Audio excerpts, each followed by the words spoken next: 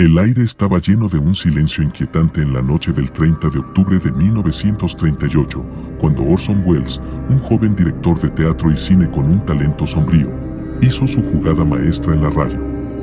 La CBS había decidido confiarle una adaptación de La Guerra de los Mundos de H.G. Wells, y Wells no iba a desaprovechar esta oportunidad para desatar el terror en las casas estadounidenses. Con una voz profunda y siniestra, Wells comenzó la transmisión. Su tono era inconfundible, como un mago oscuro que teje un hechizo de pesadilla. La noche ya estaba avanzada, y muchos oyentes se sintonizaron tarde, justo cuando la narración se volvía perturbadora. Informes de noticias ficticias hablaban de extrañas observaciones en Grover's Mill, Nueva Jersey. OVNIs aterrizando en la Tierra. Testigos aterrados compartiendo sus experiencias en tiempo real. El mundo conocido estaba desmoronándose, y Wells era el arquitecto de la pesadilla.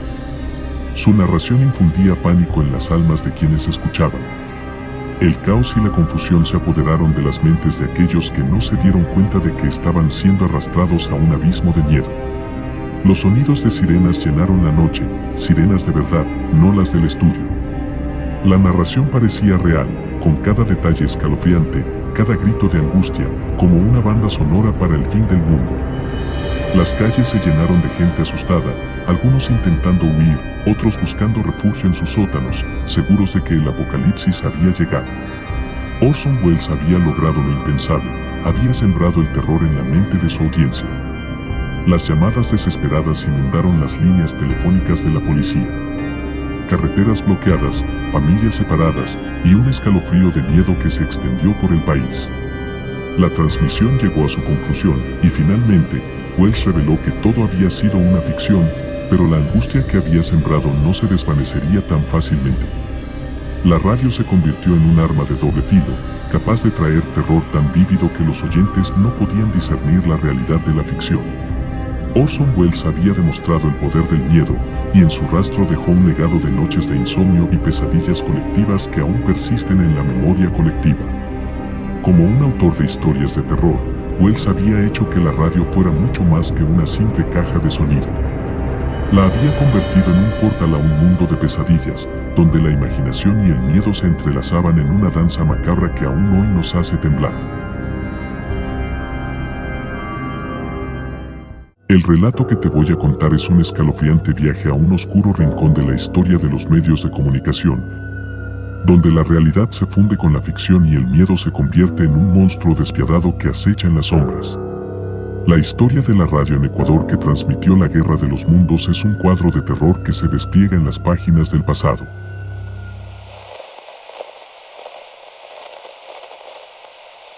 Una pintura macabra en la que el arte y la irresponsabilidad se mezclan de manera explosiva. Nos remontamos al 12 de febrero de 1949, una fecha que quedó grabada en la memoria colectiva de Ecuador como un día de pesadilla. En ese momento, Radio Quito, una emisora local aparentemente inofensiva, tomó la decisión de sumergirse en las profundidades de la ciencia ficción y dar vida a la novela de H.G. Wells, La Guerra de los Mundos. Una historia de invasión alienígena que desafía los límites de la imaginación. Pero lo que comenzó como un acto de entretenimiento inofensivo se convirtió en un evento de pesadilla que traería el caos y la tragedia. Los errores se sucedieron como una serie de puertas que se abrían al abismo.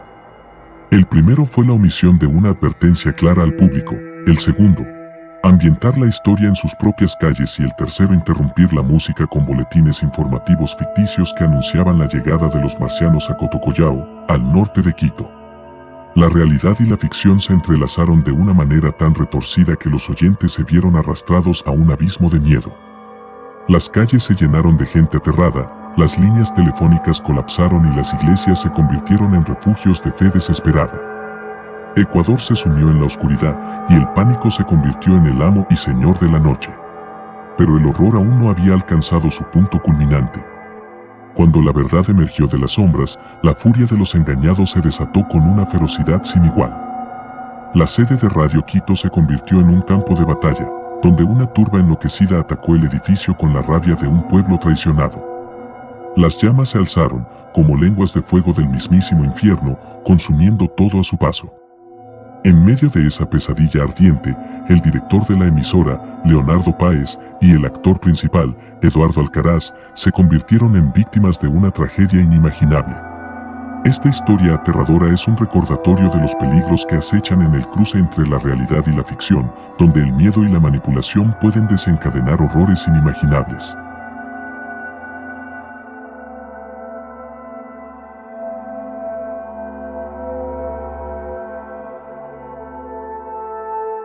Gracias por ver el producto de nuestras pesadillas.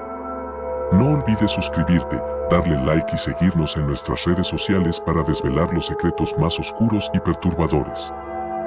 Recuerda,